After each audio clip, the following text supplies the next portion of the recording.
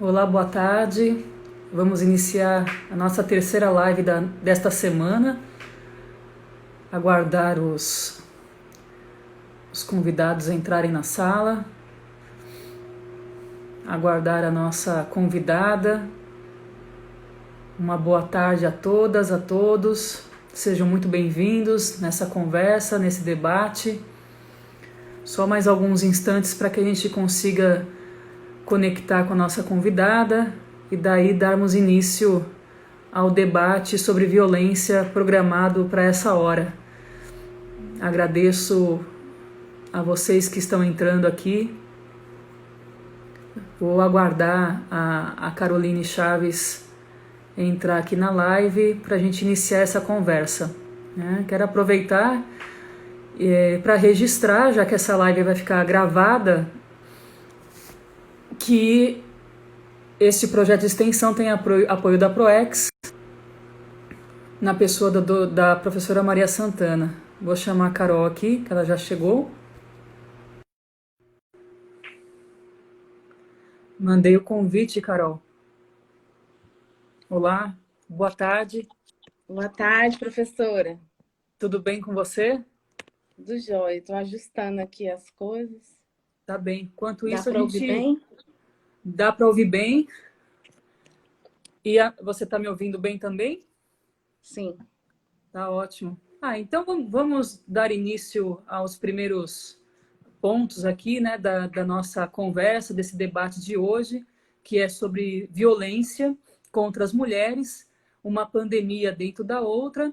E eu sempre inicio, Carol, agradecendo a ProEx, na pessoa da professora Maria Santana, que apoia esse projeto de extensão, do qual você também faz parte como professora pesquisadora.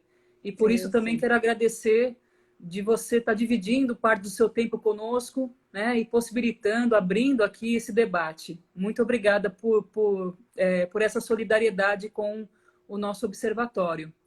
Eu vou passar para você, Carol, para você fazer suas considerações iniciais, né? Você que é advogada feminista, especialista em direito das mulheres, queria que você falasse um pouco dessa sua trajetória no direito. Então, eu sou advogada especializada, né? Sou também professora mestre, sou professora convidada lá do curso de Direito da UFT, mas a minha trajetória no direito começou na graduação na UFMT. Então, já contribuí com alguns estados e trabalhei com movimentos sociais, né?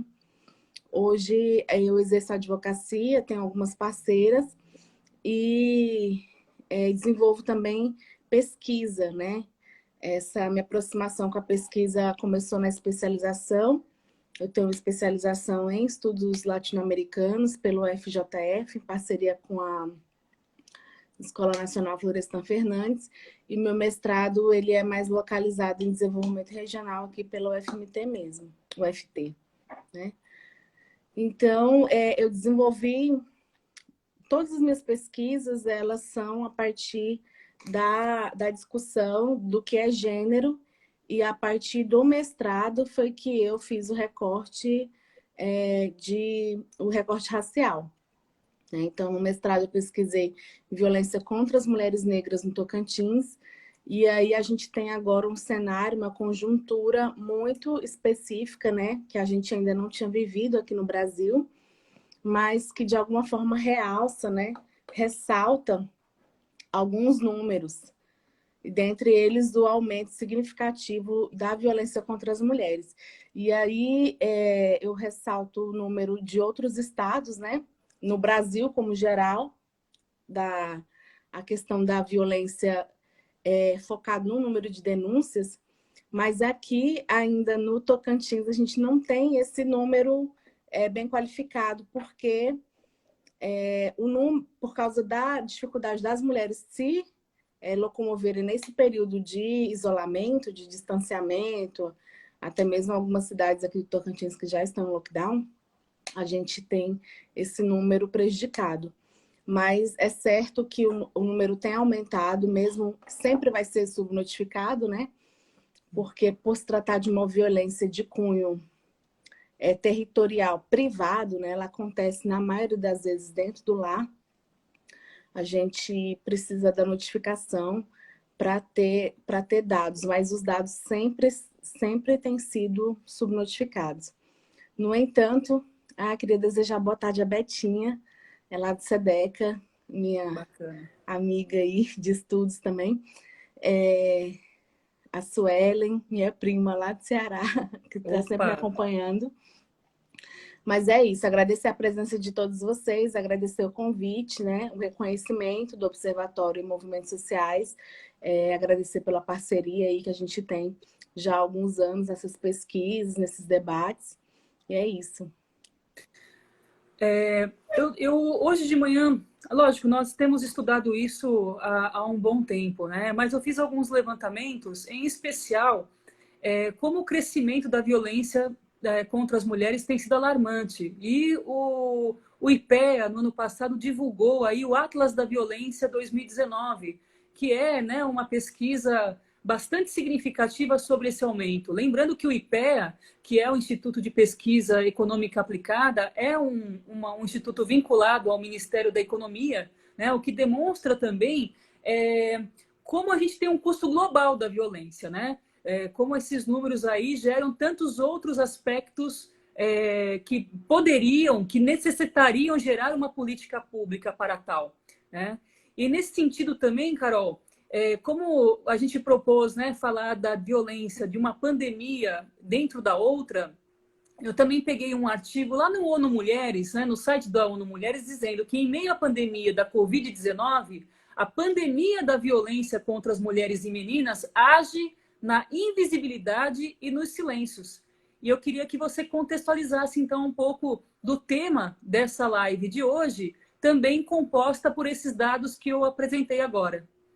Sim, a gente tem um número crescente da violência contra as mulheres a partir do momento que o enfrentamento à violência contra as mulheres tornou-se uma política pública. Então, a gente tinha aí até 2016 uma política pública, até uma secretaria de políticas para as mulheres com status de ministério, o que nos deixava até mesmo, assim, posso dizer, enquanto lutadoras aí nessa perspectiva, numa situação mais confortável do que a gente está hoje.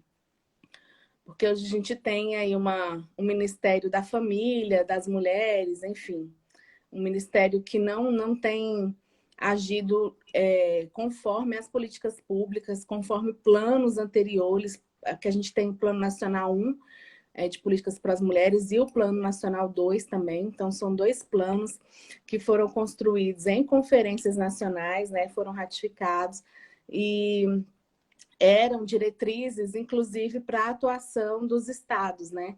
A gente também tinha um Conselho Nacional de Direitos das Mulheres, do qual eu fiz parte também durante, se eu não me engano, 2 anos, então, de 2014 a 2016. Então, a gente tinha uma política nacional mais articulada entre poder público e movimento social, até porque a gente sabe que é dever de toda a sociedade o enfrentamento à violência, mas, em especial, quem tem esse aparato é o Estado. E aí, a partir de 2016, 2015, a gente já começou a ver, 2015 houve a fusão. Estou fazendo esse contexto histórico para a gente entender que isso tem a ver com o número. A gente já viveu uma pandemia antes, a gente estava num caminho de enfrentamento, e depois de 2015 e 2016, quando a gente teve a fusão aí da Secretaria de Políticas para as Mulheres com a CEPIR, por exemplo, com a Secretaria de Direitos Humanos, junto ao Ministério da Justiça e Cidadania na época, isso no governo Dilma, né? Então já é uma crítica aí que a gente faz. A gente perdeu, essas políticas foram perdendo força. E aí, em 2016, com o golpe, a gente vê um sucateamento, né? Um sucateamento muito grande do enfrentamento a essas políticas.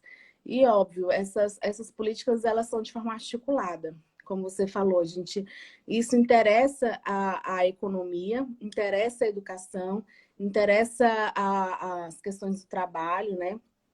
Então, de forma intersetorial, é importante o enfrentamento à violência contra a mulher. E quando a gente vê a gente se viu sem a Secretaria de Políticas para as Mulheres e o sucateamento, você perde uma referência muito grande, que é a referência da União. Sendo assim, as referências do Estado e dos municípios, elas também foram sucateadas, né? Então, a gente tem uma dificuldade muito grande de implementação de políticas, até porque hoje o que se vê não são políticas públicas, né? São, enfim, arremedos aí com viés muito fascista, ideológico, familista, né? A gente não tem um enfrentamento sério hoje, principalmente no nível do governo federal, o que acarreta esse aumento de violência. Por quê? A violência, nos meus estudos, ela tem um fator cultural muito grande. E a cultura, ela é arraigada na estrutura histórica e do nosso país, né? Uma cultura sexista e machista também, patriarcal. E isso demanda uma estratégia não só de uma secretaria especial, mas de uma estratégia intersetorial. Então, era dessa forma que a gente trabalhava na secretaria, né? Eu como conselheira, de forma intersetorial. As políticas elas eram disseminadas, interligadas, mas intersetorializadas. E hoje a gente vê um sucateamento. A gente não vê uma campanha de enfrentamento, né, séria. A gente vê até uma maior mobilidade aí dos setores privados, né? Magazine Luiza tem feito aí um trabalho, embora as pessoas tenham feito críticas também, porque dentro do aplicativo parece que é ligado ao 180, então a mulher de alguma forma ela teria que ligar, que já é uma ação estratégica realizada pela Secretaria de Políticas para as Mulheres há algum tempo, já há alguns anos que a gente tem esse DISC aí, né? Esse DISC denúncia. Então, a gente vê um número o aumento, essa pandemia dentro da outra, porque a gente já tinha uma pandemia. Em 83, estudados aí pela Organização Mundial de Saúde, ele já ocupou o 7º lugar e hoje ele está no 5º lugar no número de violência contra a mulher. Então, a gente tem uma situação muito emblemática. O Tocantins também, embora seja um estado novo e em que pese tem uma densidade demográfica baixa, a gente já esteve no 11º lugar e hoje a gente ocupa o 7º lugar, se eu não me engano. E da região norte, a gente tem um grande número de violência contra as mulheres também.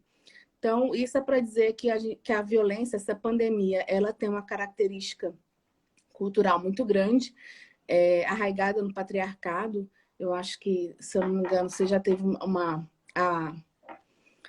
a Bernadette já esteve aqui, né? Ela faz muito bem essa discussão, junto à Casa 8 de Março.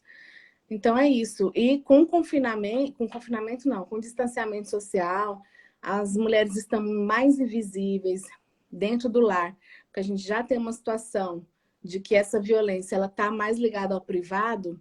Então, a gente sim tem uma incidência maior da violência, mas esses números podem ainda ser maiores, porque a quantidade exige-se, é necessário uma coragem para denunciar, porque não é só denunciar, né? Tem todos os passos seguintes. Sim. Não sei se eu consegui responder a sua pergunta, não, mas a gente fala que brilhantemente. essa pandemia ela agrava justamente por isso, porque ela impede que as mulheres tenham livre acesso aos mecanismos, né? Aos instrumentos, aos aparelhos que a gente fala, os aparelhos de proteção, de denúncia. Sim. É evidente, né, Carol, que desde que esse projeto de governo se pôs, esses conselhos sofreram ou um esvaziamento ou uma mudança drástica na sua diretiva, né? Ainda que hoje eles tenham profissionais qualificados, eles estão todos submetidos a um projeto de política, a um projeto de governo que está muito mais comprometido com um certo viés na sociedade, que é a questão econômica e a questão de uma classe econômica que tem recebido esses privilégios. Então, num momento de pandemia como este que nós estamos vivendo, é muito mais drástica a situação que se encontra, né, a questão da violência da mulher. porque os canais de comunicação, de efetivação de políticas, eles estão todos desmembrados, né? De certa maneira, Sim. desmembrados, é isso? Exato. E não tem... a gente já tinha uma situação muito crítica, até mesmo antes da pandemia. Porque, por exemplo, denúncias que iam para...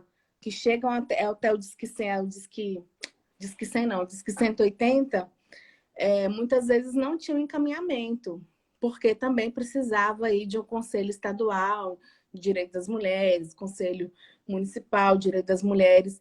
Então, assim, a denúncia chega, para onde ela vai, né? Na época, ela deveria ir para um conselho, para a Defensoria Pública. Então, nesse momento, a gente vive uma pandemia que ela foi de violência contra as mulheres, que foi construída ao longo desses anos, né? Em especial de 2015 para cá. Então, a gente tem 5 anos, né? São 5 anos de sucateamento das políticas para as mulheres. Isso é muito tempo. E quando você fala que houve esvaziamento do Conselho Nacional, sem dúvida, as mulheres que estavam lá, as instituições, elas resistiram o quanto elas puderam. Porque até mesmo o diálogo já no segundo mandato da Dilma, e eu sempre falo que mesmo que a gente esteja numa situação muito crítica agora, a gente não pode esquecer, né, do que já passamos, a gente já tinha no segundo mandato dela um diálogo difícil para a construção dessas políticas, né? E execução. Porque a execução, ela não depende só do poder executivo. A gente precisa de uma vontade política, não só no nível da União, mas uma responsabilização e uma vontade política nos estados e municípios. E isso a gente sempre teve muita dificuldade. Né? A gente tem hoje aqui um município, uma prefeita que é conservadora, né? Um governador que também é conservador. A gente não tem Conselho Estadual dos Direitos das Mulheres hoje, né? A gente tem uma Secretaria de Cidadania e Justiça, que tem lá uma gerência, mas a gente não tem uma política efetiva, né? A política que tem são alguns pontos, nem centro de referência conseguiu se implantar. Esses centros de referência seriam os lugares onde as mulheres chegam, elas são acolhidas, né? Elas podem fazer a denúncia, mas elas são acolhidas e elas têm um atendimento psicossocial. Né? Então, hoje, a gente tem isso no âmbito do município, mas a gente não tem no âmbito do estado. A gente não tem casa-abrigo. Então, essa mulher, ela denuncia, ela pede uma medida protetiva e ela vai para onde? Né? Aqui em Palmas a gente tem, mas a gente não tem Araguaína, não tem Grupi, né? Não tem nas cidades onde essa violência é mais latente. Então, a gente não é só uma questão de denunciar, né? Então, por isso que eu sempre falo que a denúncia, a mulher tem que ser protagonista dessa denúncia, porque depois da denúncia ela vai ter que tomar uma série de atitudes que dependem da força dela. Sim. Né? Sim. Então, ela vai mudar toda a sua vida, ela vai ter que mudar de casa, ou ela vai pedir medida protetiva e o agressor vai sair do lar, mas depois eles vão ter que resolver a questão patrimonial, a questão com os filhos. Então, não é só denunciar. A violência doméstica, ela não deve ser vista só com números, né? É necessário, sim, que tenha-se alternativas, né? Que a denúncia, ela desencadeie aí, ela seja o início de um processo, né? E não apenas o fim em si mesmo. Sim. E além do processo de judicialização, né? A gente tem um judiciário muito conservador no Tocantins, né? Que ainda culpabiliza a violência, culpabiliza a mulher pela violência, né? Que ainda pune, né? A gente tem, sim, nos aparelhos de denúncia, numa delegacia, quando a mulher vai denunciar, e ela, ou por estupro, ou outras coisas, aqueles agentes, na maioria das vezes, imprimem ali, naquele atendimento, os seus valores, que são arraigados no patriarcado, né, que culpabilizam as mulheres. Então, a gente tem uma situação de que é um problema que é sistêmico, né? E é um problema sistêmico que também é ligado ao nosso modelo econômico. Né? E você muito bem sabe que é um modelo econômico que precariza as mulheres, precariza as mulheres negras. Então, se as mulheres não têm autonomia, não têm autonomia financeira, como elas podem denunciar? Como elas podem sair de uma situação de violência com garantia de que elas vão ter uma vida livre, né?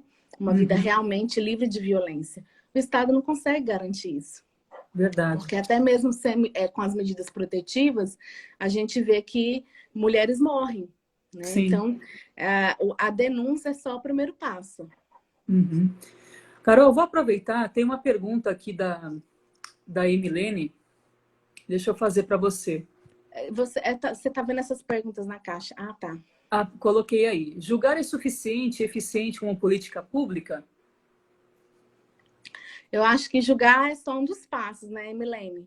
Emilene também tem uma atuação aí nessa frente de advocacia para as mulheres, tem uma militância, mas é como eu falei, é só um dos passos, porque a gente precisa efetivar, a gente precisa executar o julgamento, né? Esse homem que é agressor e que deve uma pensão alimentícia, ele vai pagar a pensão alimentícia?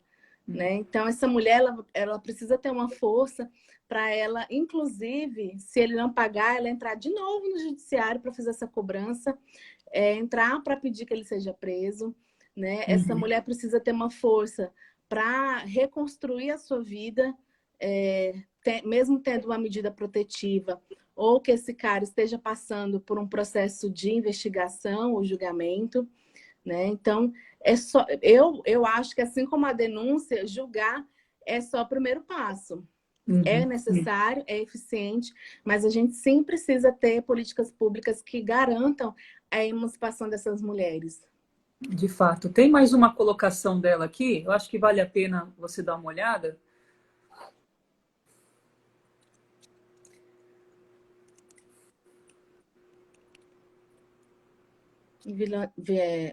O TJ divulgou que alcançou a meta de julgamentos de feminicídio e violência doméstica e familiar. Sim,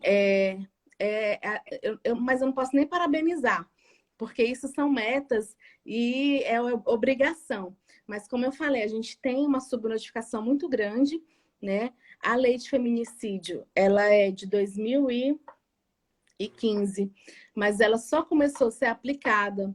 A gente só tem dados a partir de 2000 e dados muito questionáveis a partir de 2017. Então, por exemplo, uma situação da morte de uma mulher que é realizada, um exemplo prático do que aconteceu, tá? De uma mulher jovem que era lésbica, mas que se prostituía e o cara com o qual ela se relacionava matou e depois se matou. Esse caso, ele não foi tratado como feminicídio. Então, a gente tem aí vários crimes que deveriam ser feminicídios, mas que não são tipificados da forma adequada.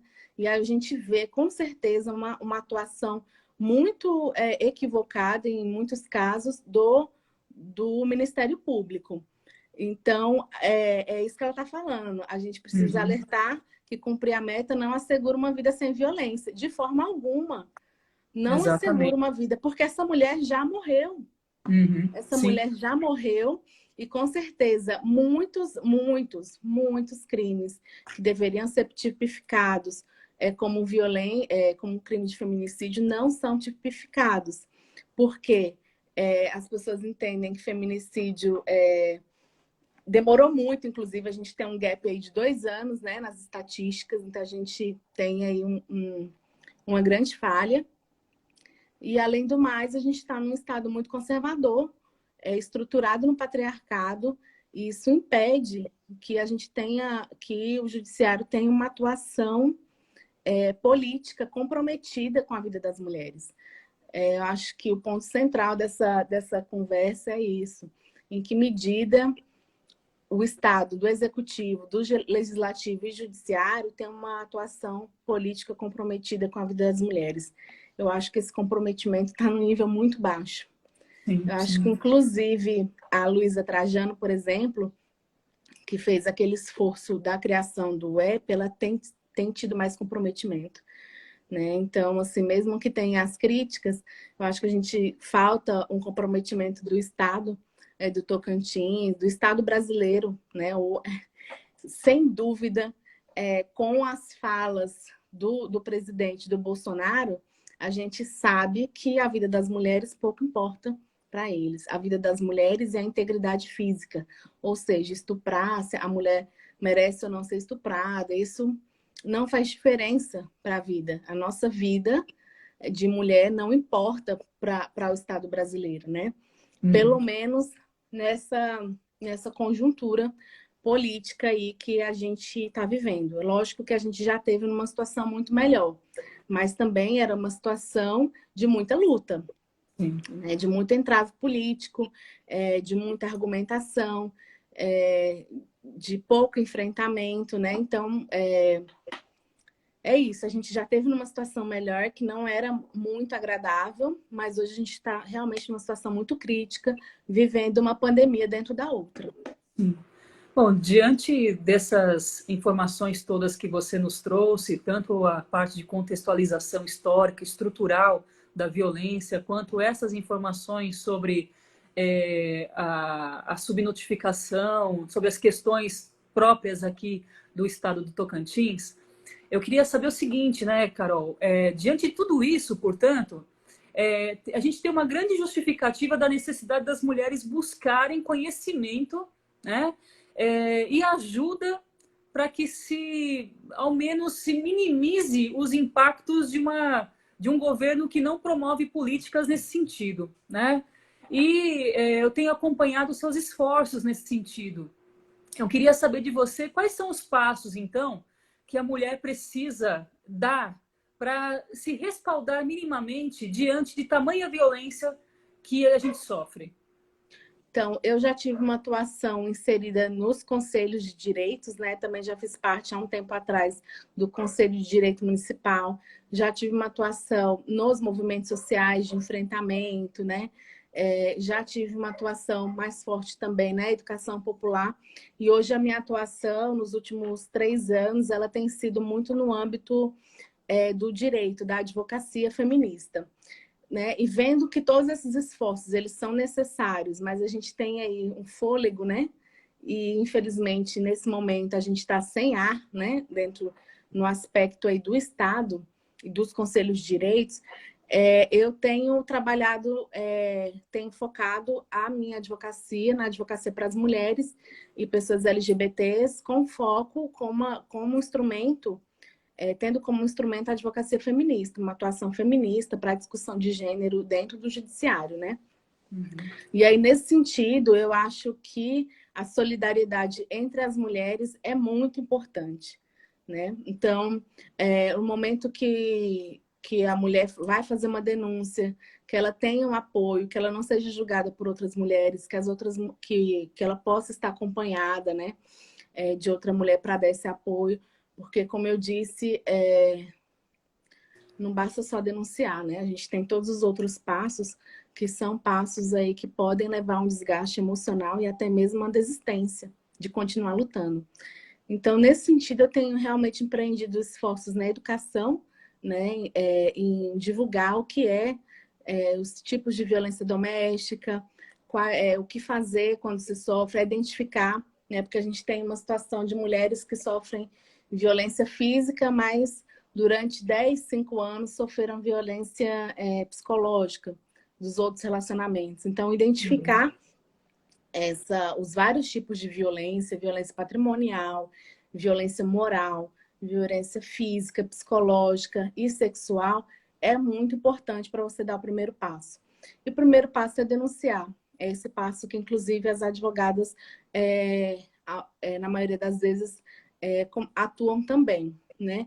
Mas, como eu falei, é importante aí ter uma força, né? Uma força interna muito grande para conseguir continuar, né, os próximos passos de um processo, do inquérito policial, do processo judicial. E nesse sentido, eu tenho feito algumas aulas e amanhã eu tenho uma aula gratuita onde eu vou tratar justamente por isso, né? Vou tratar justamente disso. Violência doméstica, o que é o diagnóstico e o que fazer. Então, estejam todas convidadas. Lá no meu feed tem a inscrição, tem como fazer a inscrição até hoje, né? Até sexta-feira, até a meia-noite de sexta, na bio. E lá eu vou explicar um pouco mais a fundo, a gente pode discutir sobre alguns casos. Mas é isso, a gente precisa entender que não é só denunciar, né?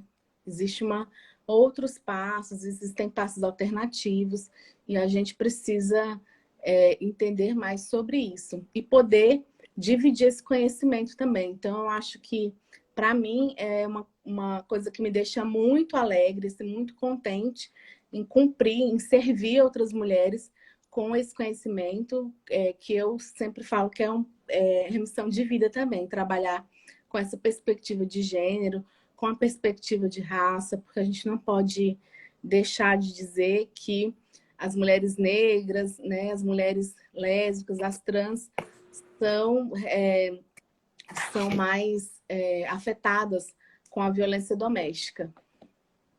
Sim, Até porque a sim. gente tem uma condição diferente aí dentro da sociedade. O status é diferente de uma mulher branca. Então, o primeiro passo é compreender isso.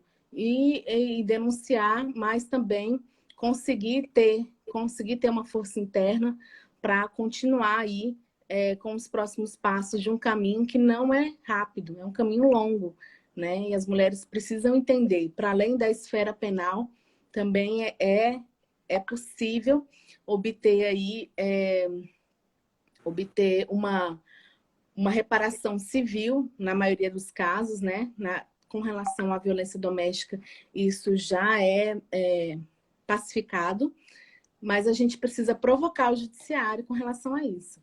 Então, a gente precisa que as mulheres denunciem, que as mulheres procurem advogadas para mulheres, advogadas mulheres. Com certeza, o atendimento é diferenciado. Não, tá ótimo. Eu vou. Eu estava dando uma olhada aqui em umas perguntas que surgiram, mas é mais uns comentários, mas já já eu coloco aí na tela, e dizer que quem estiver interessado, nós dividimos aí no perfil do Observatório, né, essa aula gratuita que a Carol está se disponibilizando a dar amanhã. Eu estou sabendo que já tem muitas mulheres inscritas, né, mas que ainda tem algumas vagas, então quem tiver interesse, corre lá, porque elas já estão se Eu vou até esgotando. compartilhar, porque eu estou muito feliz, eu fico até emocionada. Se inscreveram mais de 180 mulheres. Pois é um número bastante importante, né? É significativo, e vale também dizer que não é um curso para a mulher que sofre violência, né? É também para ela, mas para todas as mulheres que podem servir de apoio a outras mulheres. É importante que todas nós reconheçamos, né, esses ciclos de violência, para que a gente também possa ajudar as mulheres que estão nessa situação. Às vezes a gente não está passando por isso necessariamente, mas tantas outras estão, e a gente pode ser ali um ponto de confluência, né, nessa ajuda, não é, Carol? Sim. Sim, ó, tem umas perguntas aqui. A Sim, Raquel, né? isso. Essa força, cara, é muito difícil perceber nas mulheres. Então, é uma força. A gente gera, né, essa coragem. Essa coragem a gente tem que gerar. Porque leva muitos anos, gente, para uma mulher fazer uma denúncia de violência doméstica. Sim. Então, a partir do momento que ela decide fazer isso, ela realmente precisa de um apoio, precisa da compreensão e do não julgamento das outras mulheres para seguir esse caminho, que é um caminho árduo e não é um caminho rápido. Sim. Então, a Raquel, eu tenho certeza que aí, por ela ser uma mulher negra, ela sabe o quão é necessária essa vontade interna de fazer esse enfrentamento. E é justamente isso, as mulheres precisam ter uma vontade interna, mas o que eu posso fazer, no que eu posso ajudar, para além de ter uma perspectiva jurídica, é ajudar a gerar essa coragem, né? Eu tenho outras ferramentas que fazem isso, né? Uns instrumentos que ajudam a gerar essa coragem.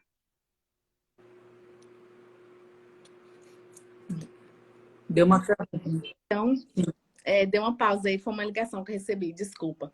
Tudo Mas, bem. assim, essa é uma força que a gente pode até não perceber, mas que as mulheres têm. Sim. Elas só precisam, a gente só precisa estar mais junto para poder uma Ativar, dar né? força para a outra, ativar na outra. E, assim, a Emilene falou uma coisa aqui importante que eu queria assegurar que ficasse bem nítido, né? Que realmente, apesar de o judiciário, que é formado em sua maioria por homens brancos e ricos aqui no nosso estado, né? Ter divulgado, o Judiciário do Tocantins ter divulgado que, que cumpriu a sua meta com relação aos crimes de feminicídio e violência doméstica intrafamiliar, isso não assegura que as mulheres do Tocantins estejam seguras, Uhum. porque não estão, não estão. A nossa violência é estrutural, né? A nossa violência não, a violência é um conceito, uma tecnologia, que eu digo até, uma tecnologia muito bem estruturada, né? Que é apoiada, inclusive, pelo nosso modelo econômico e nosso modelo de sociedade, e isso não garante a integridade física das mulheres e nem uma vida sem violência. Então, o que a gente tem que fazer é realmente enfrentar aí de peito, juntas, unidas e principalmente com conhecimento. A gente precisa ter conhecimento para fazer um enfrentamento qualificado. É verdade. Eu vou, para você ver a importância, né, do debate que a gente está estabelecendo aqui hoje, eu quero agradecer a Karina Neves, mandou aqui, só para você ver, ela é professora do Instituto Federal no estado do Rio, e eles vão produzir uns webinars, né? Então, está fazendo um convite a você aí para essas palestras que vão acontecer aí em breve, tá? Eu quero Ótimo, estou à agradecer a Karina. disposição, quero acompanhar, Karina. Ela, Obrigada por estar nos prestigiando. ela colocou aqui também, né? Que vou mostrar que ela quer fazer um convite, tá vendo? E aí, Ótimo. tá? A gente vai manter contato contigo. Pode mandar um direct, Karina. Isso, manda um direct para Carol Chaves, né? Para a gente aqui do Observatório, né? Que certamente vamos colaborar no que for necessário e possível, tá bem? Sim, sim. Com Carol, certeza. E é isso, diga. assim, queria agradecer essa oportunidade de estar falando um pouco mais sobre isso. Queria agradecer em especial a presença da Raquel, a presença da Emilene, a presença da Bruna, que passou por aqui, do Genildo, da Regiane, do DCE, da Toca do Paninho, do Levante Tocantins, que é uma organização de juventude aí que faz um enfrentamento. Queria agradecer a você, Fabiana, em especial a minha irmã, que tem me ajudado bastante com relação a fazer esse debate de forma mais estrutural. E também ela é jornalista, então, de forma a esse debate também chegar a outras mulheres, né? Me encorajou bastante a fazer essa aula gratuita. A gente tem, como eu falei, mais de 180 inscritas. São mulheres do Brasil inteiro, então eu fico toda vez que eu lembro disso, eu fico muito emocionada. A aula começa amanhã às 16 horas. A inscrição é gratuita até hoje. Então, você que sofre de violência doméstica, você que desconfia, ou que tem alguma parente, alguma amiga, ou que quer poder ajudar outras mulheres, quer poder obter mais conhecimento e se qualificar, você está convidada. Tá ótimo. Carol, muito obrigada pela partilha de tanto conhecimento, né, das suas experiências, das suas histórias e da sua atual condição, né, atuando diretamente, se estruturando para poder ajudar mulheres, e você tem cumprido com maestria essa função, essas questões. Então, quero agradecer a tua presença nesse espaço do Observatório, dizer que o Observatório é uma construção, um projeto de extensão horizontalizado, que respeita as suas pesquisadoras, seus pesquisadores, né, que está aí formando essa rede com as lideranças dos movimentos sociais aqui do Tocantins. E é um momento mesmo da gente trabalhar em rede, da gente se fortalecer diante de tantas atrocidades que a gente tem visto, né? Não bastava só a pandemia, veio também com ela a revelação de tantas outras atrocidades. Eu acho que esse é o momento da gente convergir. E por isso, a sua convergência aqui nesse observatório hoje, dividindo esse conhecimento, tenha certeza que está promovendo resultados fantásticos. A gente só tem a agradecer mesmo, viu, Carol? Obrigada aí pela oportunidade, gente. Um abraço. Aguardo vocês amanhã.